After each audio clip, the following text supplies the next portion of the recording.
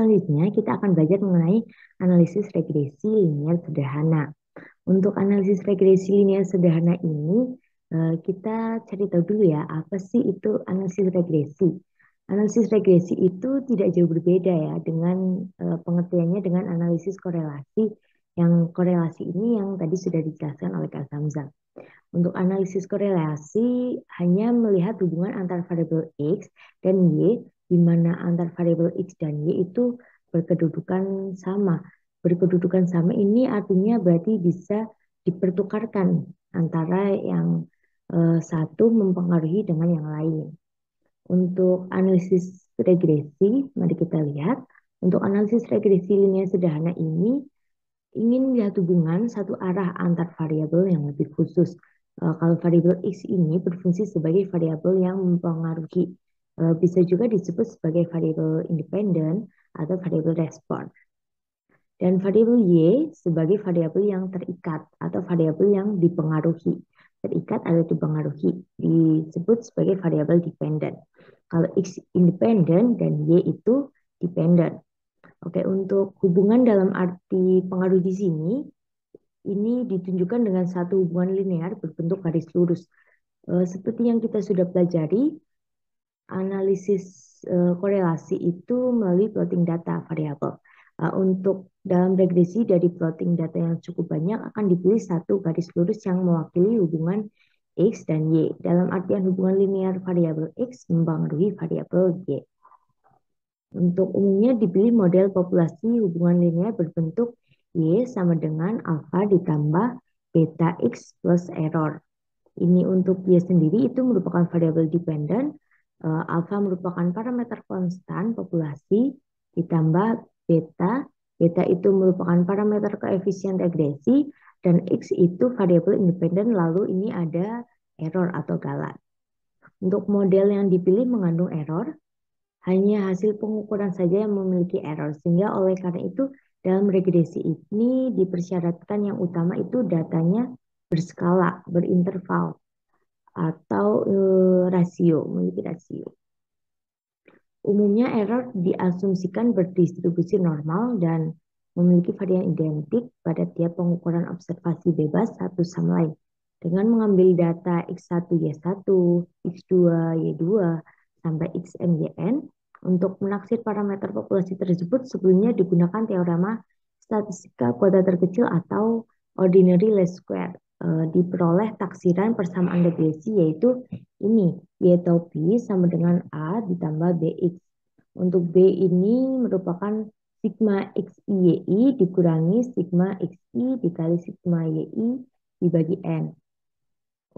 Lalu dibagi dengan sigma XI kuadrat dikurangi sigma XI kuadrat dibagi N sama dengan N dikali sigma XI YI dikurangi sigma XI sigma YI dibagi N sigma XI kuadrat dikurangi sigma XI kuadrat, dan untuk A sendiri merupakan Y bar dikurangi B X bar.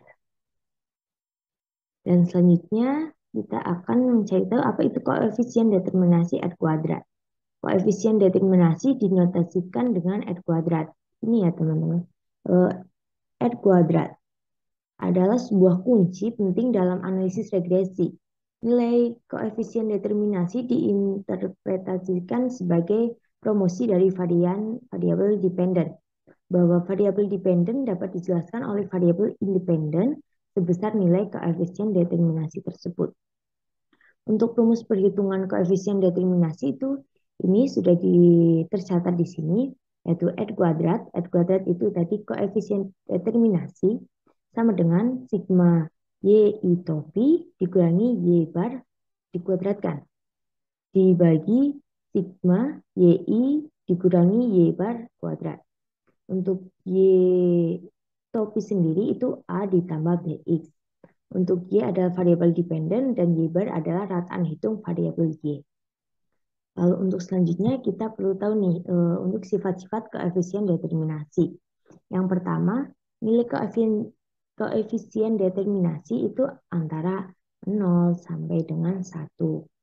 Untuk yang kedua, ketika koefisien determinasi itu sama dengan 0, berarti bahwa variabel dependen tidak dapat ditafsirkan oleh variabel independen. Lalu yang selanjutnya itu ketika koefisien determinasi sama dengan 1 atau 100%. Itu berarti bahwa variabel dependen dapat ditafsirkan oleh variabel independen secara sempurna tanpa ada error. Lalu yang keempat, nilai koefisien determinasi bergerak antara 0 sama dengan 1, mengindikasikan bahwa variabel dependen dapat diprediksikan. Ketika nilai koefisien determinasi bergerak antara 0 sama dengan 1, itu berarti bahwa variabel dependen dapat diprediksikan. Contohnya ini R kuadrat sama dengan 60%. Berarti variasi variabel dependen Y dapat ditafsirkan atau dijelaskan oleh variabel independen X sebesar 60%. Dan masih ada 40% variasi dari variabel dependen Y. Tidak dapat dijelaskan variabel dependen X, tetapi dapat dijelaskan oleh variabel independen lain yang tidak diamati. Untuk yang selanjutnya itu merupakan langkah pengujian analisis regresi sederhana yang akan dijelaskan oleh kakak tentor kita yang selanjutnya. Oke, selanjutnya yaitu langkah pengujian pada analisis regresi sederhana, yaitu ada uji asumsi persyaratan dan juga uji adanya hubungan atau pengaruh. Di dalam uji asumsi persyaratan terdapat jenis data, asumsi kenormalan, dan juga asumsi homogenitas. Sedangkan di dalam uji adanya hubungan atau pengaruh terdapat plotting data, uji linearitas, serta uji pengaruh. Yang pertama, uji asumsi persyaratan. Tadi ada jenis data, analisis regresi mengolah data dengan model yang berurusan dengan error atau galat. Hanya data hasil pengukuran saja yang memiliki error. Hasil pengukuran suatu karakteristik menghasilkan data jenis interval atau rasio. Oleh karena itu, dalam analisis regresi mensyaratkan jenis data variabelnya harus interval atau rasio. Terus yang kedua ada asumsi kenormalan. Asumsi kenormalan ini dimaksudkan apakah sebaran data observasi berasal dari asumsi populasi berdistribusi normal. Bentuk distribusi normal itu menyerupai seperti lonceng dan bisa dilihat pada diagram histogram dengan garis peluang atau dengan nilai skewness. Terus yang ketiga ada asumsi homogenitas, seperti yang diuraikan sebelumnya itu bahwa uji asumsi homogenitas dilakukan pada error atau galat. Itu karena asumsi galat homogenitas berdampak pada variabel dependen atau variabel terikat yaitu Y, maka yang diuji homogenitas di sini hanya dilakukan pada variabel dependen atau variabel terikat yaitu Y.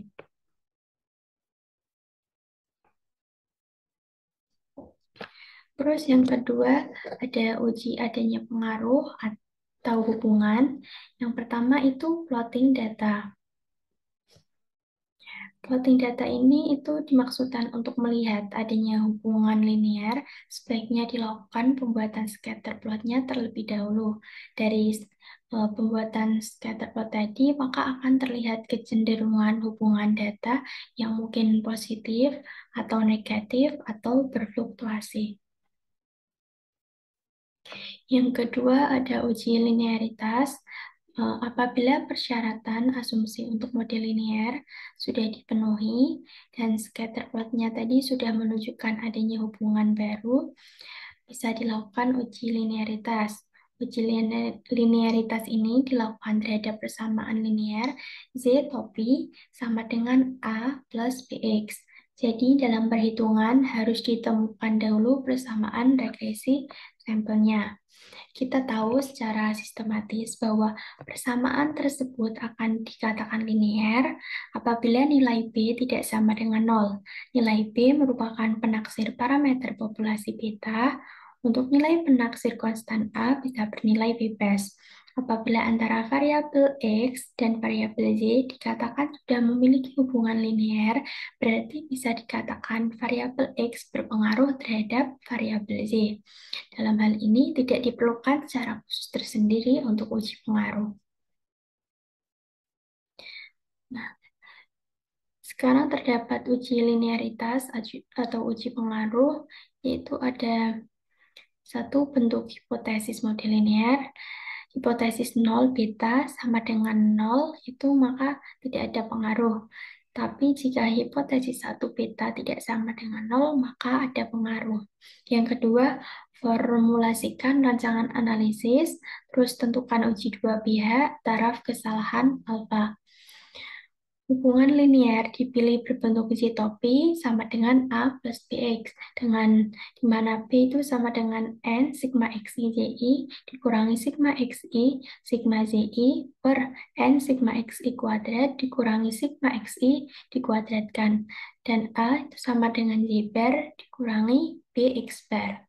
Untuk penentuan diterima atau ditolaknya persamaan linear atau hipotesis, hitung nilai distribusi F dengan rumusnya itu sebagai berikut. Untuk regresi, jumlah kuadrat regresi sama dengan sigma Y topi I dikurangi Z bar dikuadratkan. Derajatnya 1 dengan rataan kuadrat regresi sama dengan jumlah kuadrat regresi per 1. Untuk distribusi F-nya itu sama dengan rataan kuadrat regresi per rataan kuadrat error. Nah, untuk error sendiri, jumlah kuadrat error sama dengan sigma YI dikurangi Y topi I dikuadratkan. Untuk derajatnya N dikurangi 2, maka rataannya sama dengan jumlah kuadrat error per N dikurangi 2. Maka total jumlah kuadrat totalnya tadi itu sama dengan sigma YI dikurangi Y bar dikuadratkan dengan derajat N dikurangi 1. Hasil perhitungan nilai F tadi dicocokkan dengan F tabel. Nah, jika nilai F tabel dilihat pada taraf signifikan A dengan derajat kebebasan pemilihan 1 dan penyebut N kurangi 2, maka F tabel adalah F 5%, 1, N dikurangi 2. Yang ketiga ada analisis hasil. H0 itu diterima jika F hitung kurang dari F tabel, tapi sebaliknya H0 ditolak itu jika F hitung lebih dari F tabel. Nah, dengan menolak H0 maka tidak ada pengaruh, H1 ada pengaruh. Berarti X mempunyai hubungan linear terhadap variabel Z. Oleh karena itu, dengan penerimaan persamaan linear, pertanyaan dapat dilanjutkan dengan seberapa besar pengaruh variabel X terhadap variabel Z. Dalam hal ini, jawabannya adalah nilai koefisien determinasi R2.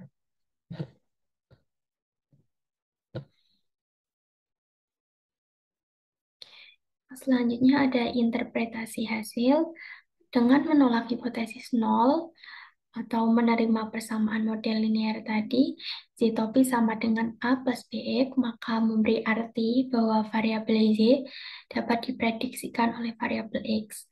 Persentase koefisien determinasi menjelaskan besarnya variabel independen atau variabel acak itu X berpengaruh terhadap variabel dependen atau variabel terikat yaitu Y. Akan tetapi apabila menerima hipotesis 0 atau menolak model persamaan linear Z topi sama dengan A plus BX yang dipilih, maka di sini bukan berarti penelitian kita gagal. Hanya saja menjelaskan bahwa variasi Z tidak dapat dijelaskan oleh variabel X secara linear garis lurus. Maka masih dapat dicari model bentuk lain hubungan antara variabel independen X dengan variabel dependen Y. Yang kedua ada uji adanya hubungan atau pengaruh. Uji pengaruh ini apabila variabel independen mempunyai hubungan linear terhadap variabel dependen, maka dikatakan bahwa variabel independen mempunyai pengaruh terhadap variabel dependen yang ditunjukkan oleh hubungan linear tersebut. Akan tetapi, apabila variabel independen tidak mempunyai hubungan linear, artinya pengujian linearitas ditolak. Maka kita pun akan mendapatkan informasi pengaruh yang sangat kecil atau variabel independen tidak berpengaruh terhadap variabel dependen berdasarkan model linear yang dipilih. Jadi, uji linearitas dan uji pengaruh merupakan satu kesatuan yang melekat.